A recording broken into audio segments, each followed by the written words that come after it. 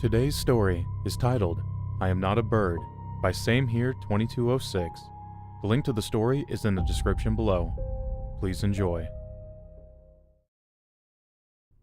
I am not a bird. I do not have feathers.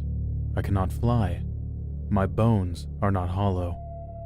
But despite this, I laid an egg. Let me return to when all of this started. I am what some would call an incel, an agoraphobic 22-year-old guy who still lives in his parents' basement with no prospects and no will to make anything of himself. I know what I am. I can confidently say that.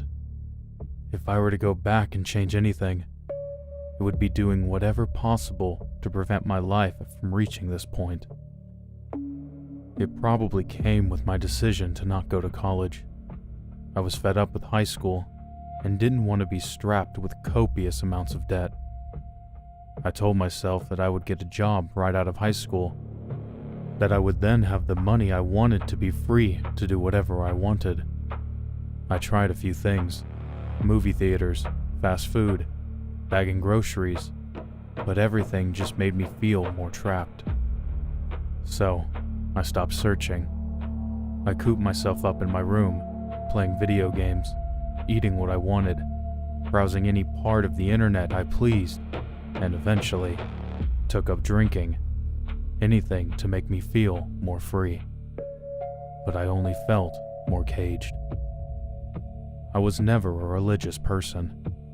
My parents became hippies in the 70s who came from very hardcore religious households and found each other during the free love movement.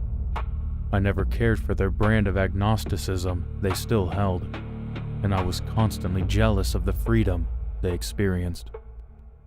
But they never really were free either. They were still tied down to jobs, relationships, mortgage, and raising children.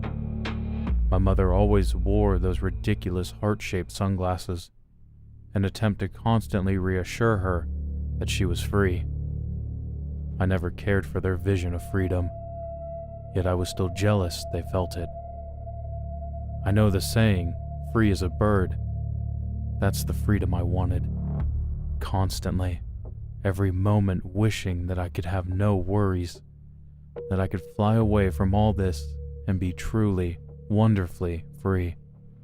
But I was stuck living life as a human, until the feathers began to appear.